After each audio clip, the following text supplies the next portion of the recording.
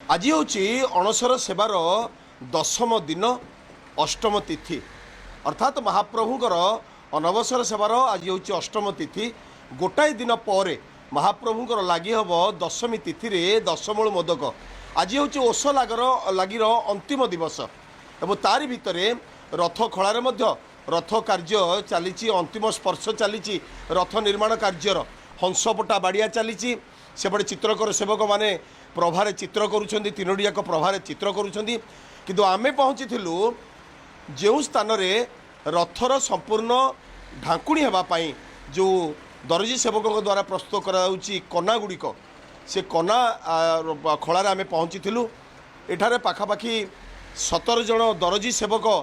कार्य करुँच आपण देखिपे चित्र समस्तंकर हाथ में बर्तमान महाप्रभुंर रथ कनार जो संयोगीकरण एवं तारि भितर किभली भाव में रथरे जेते कार्य हो तारि भितर किंतु जदि कना न पड़ा ताले रथ सुंदर देखा जाती नहीं सेतिपाई ये दरजी सेवक माने अपेक्षा करथांती महाप्रभुंकर पटी दियो केबे पूजित हेबे महाप्रभु केबे जोर रे पीड़ित हेबे महाप्रभुंकर स्नान पूर्णमी एवं तापर जो आसीबो द्वितीय दिवस तारि भितरे महाप्रभुंकर आरंभ करिवे दरजी सेवक माने आपण जानिछंती अक्षय तृतीया दिन महाप्रभुंकर शाढ़ी बंधी था विश्वकर्मा महाराणा सेवक माने भोई सेवक भोई सरदार से माने दुई कम्युनिटीर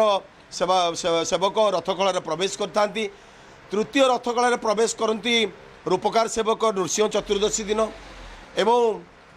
से भाव में ये दरजी सेवक माने अंतिम सेवक हिसाब से रथ खଳାରେ प्रवेश करती मो सहित अच्छा दरजी सरदार सीधासलख तांकर प्रतिक्रिया नवा आपण नाटी कहे एवं केते जन सेवक काम करुछंती दरजी सेवकों कार्य ये कना संयोगीकरण सहित आउ कौन रही विस्तृत सूचना देवे आमको। जय जगन्नाथ मो ना हूँ प्रकाश महापात्र मुझे दर्जी सरदार आ महाप्रभु जहाँ सब सिलाई कार्य होता है मो द्वारा होता है आई बर्तमान जो रथ कार्य हो बर्तमान या सहित आम 17 जन सेवायत भाई मैंने मत सहयोग करते सहयोग मोर सब कार्य होता है ये जो रथ जो आम जो कार्य हो समुदाय 1250 मीटर कना लगी था जगन्नाथंकर 425 मीटर कना लगी था नाली हलदिया और देवी सुभद्रा 400 मीटर कना लगी था नाली कला और बलभद्र 425 मीटर कना लगी था नाली और सबुज जमीक गोटे रथ को आम एकाठी करने जमीक बत्ता बिलासपट्टी दुआरगड़ा चंद्रशाली अणाशेरी मेढ़ामुंडिया मगरबत्ता पोलोमुद्रा पोलो चादर सारथी पोशाक कनकमुंडी उड़ा चांदुआ छाट चांदुआ गिलाप भोई पताका आम जो पुलिस पताका आमर ऊपर पोटल पोटल झालर एमती बहुत जिन रही है सब एकाठी कलापर आम गोटे रथ कार्य होता है ये बर्तमान रथ कार्य आम 25 भाग कार्य आम बर्तमान शेष है बर्तमान बत्ता को सब जोड़ा होगी बत्ता कार्य शेष है बर्तमान दुआरगड़ा और चंद्रशाली अणाशेरी कटा होगी मोर सब सेवक भाई मानक सब डाकिकी बर्तमान चिन्ह देकी बर्तमान कार्य चली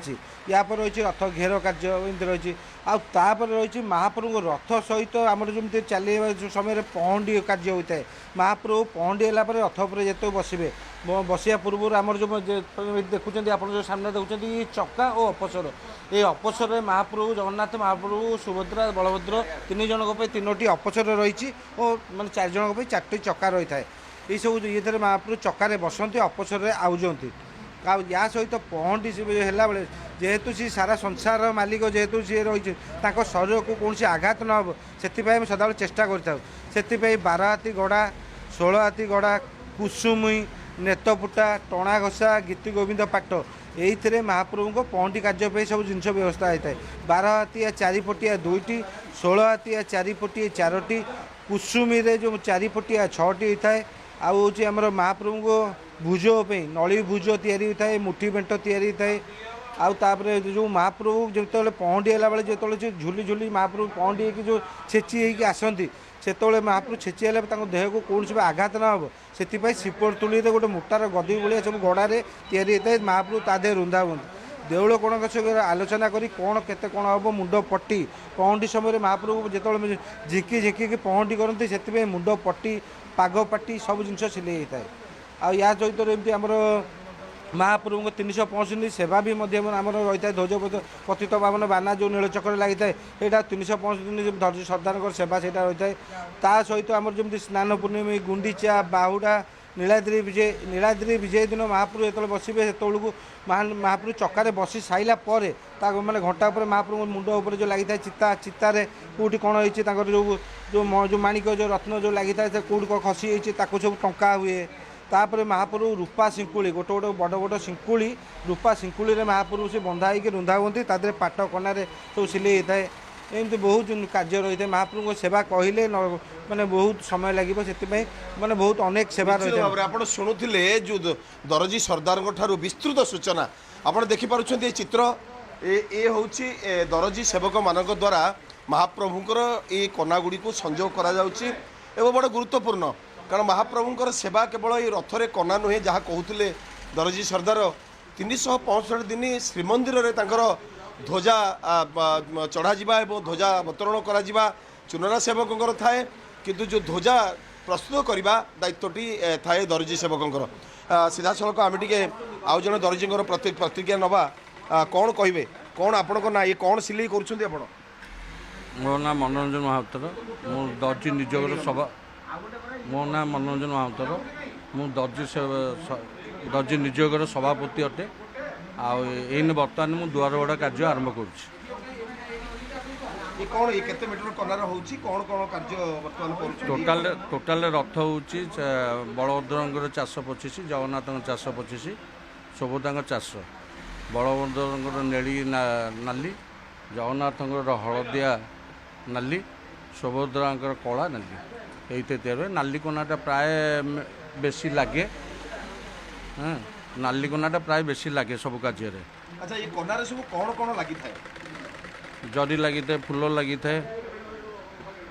କଦଳୀ ଗଛ ସେ ଦିଆହେଇଥିବ, କଦଳୀ ଗଛ ଆସିଲେ କଦଳୀ ଗଛ ବି ଲାଗିବ,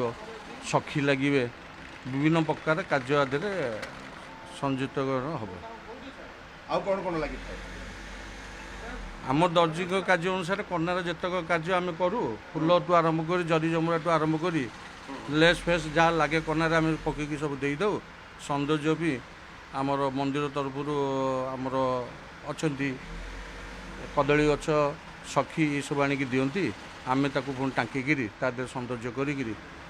ପୁଣି ଏ କନା ମାଧ୍ୟମରେ ଟାଙ୍କି ଦେଉ। ଦେଇଦେଲା ପରେ ସେ ଉପରକୁ ନେଇକି ସୁଆଁସିଆ ରଥ ଘୋଡ଼େଇ ଦିଅନ୍ତି। ଆଉ ନିଶ୍ଚିତ ଭାବରେ ଆପଣ ଶୁଣୁଥିଲେ ଯେଉଁ ଦରଜୀ ସେବକଙ୍କର ବଡ଼ ନିଷ୍ଠାର କାର୍ଯ୍ୟ, ସମର୍ପଣର କାର୍ଯ୍ୟ। କାରଣ ମହାପ୍ରଭୁଙ୍କର ବିଭିନ୍ନ ପ୍ରକାରର କେବଳ କନା ନୁହେଁ, କନା ଦେହରେ ସଂଯୁକ୍ତ କରାଯାଉଥିବା ବିଭିନ୍ନ ପ୍ରକାରର ଫୁଲ, କଦଳୀ ଗଛ ଏସବୁ ଗୁଡ଼ିକ ମଧ୍ୟ ପ୍ରସ୍ତୁତ କରିଥାନ୍ତି। ଏବେ କିନ୍ତୁ ମହାପ୍ରଭୁଙ୍କର କ୍ଷିପ୍ର ଗତିରେ ଯେଉଁ ଚାଲିଛି ଦରଜୀ ସେବକଙ୍କର ଦରଜୀ ଖଳାର ଯେଉଁ କାର୍ଯ୍ୟ। ପୁରୀରୁ କ୍ୟାମେରା ପର୍ସନ ନିରଞ୍ଜନ ସାହୁଙ୍କ ସହିତ ଚିତ୍ତରଞ୍ଜନ ମହାନ୍ତିଙ୍କ ରିପୋର୍ଟ, ନ୍ୟୁଜ୍ 7।